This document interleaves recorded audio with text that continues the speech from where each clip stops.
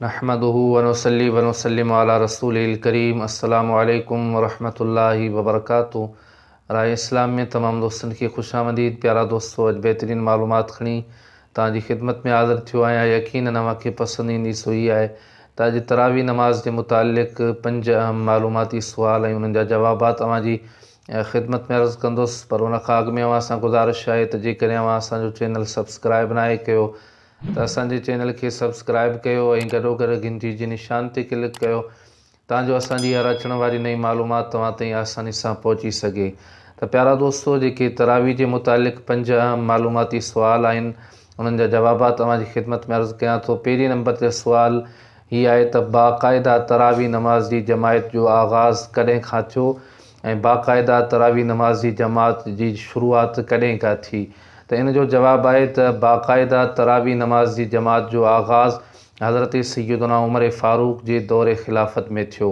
ऐं ॿियो सुवालु आहे त हज़रत अली मुर्तज़ा रज़ी अल्लाह ताला अन्हु इन मुबारक कम ते कहिड़ा दुआई कलिमात इरशाद फ़रमाया।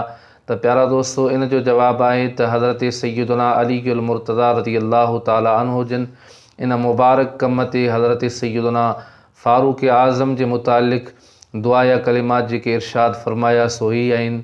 हज़रत अली साईं फ़रमायो त अल्लाह अज़्ज़ व जल हज़रत उमर जी क़बर खे रोशन ऐं मुनव्वर फ़रमाए जीअं उन असांजी मस्जिदनि खे मुनव्वर कयो। ऐं सुवाल नंबर 3 आहे त तरावी नमाज़ में पूरो क़ुरान मजीद पढ़ण या ॿुधण जी शरई हैसियत छा आहे। इन जो जवाबु आहे त तरावी नमाज़ में पूरो क़ुरान मजीद ॿुधण या पढ़ण सुन्नती मुअक्कदा आहे। ऐं सुवाल नंबर 4 आहे त बालिग़ मर्द जी नमाज़ तरावी वग़ैरह नाबालिग़ जे पुठियां थींदी या न। इन जो जवाबु आहे त नाबालिग़ जे पुठियां तरावी कोन थींदी। ॿी का बि नमाज़ नाबालिग़ जे पुठियां बालिग़ मर्द नथो अदा करे सघे। नाबालिग़ जे पुठियां कहिड़ी बि नमाज़ कंहिंजी बालिग़ मर्द जी न थींदी। ऐं प्यारा दोस्तो, सुवाल नंबर 5 आहे त तरावी इशा नमाज़ खां अॻु में जेकॾहिं अदा कई हुई त थींदी या न। इन जो जवाबु आहे त इशा नमाज़ जे फ़र्ज़नि खां बाद इशा नमाज़ जे फ़र्ज़ खां बाद तरावी जो टाइम शुरू थींदो आहे। ऐं इशा नमाज़ खां अॻु में जेकॾहिं तरावी शुरू कई हुई त उहा तरावी कोन थींदी। अल्लाह पाक असां तव्हां सभिनी खे अमल जी तौफ़ीक़ अता फ़रमाए।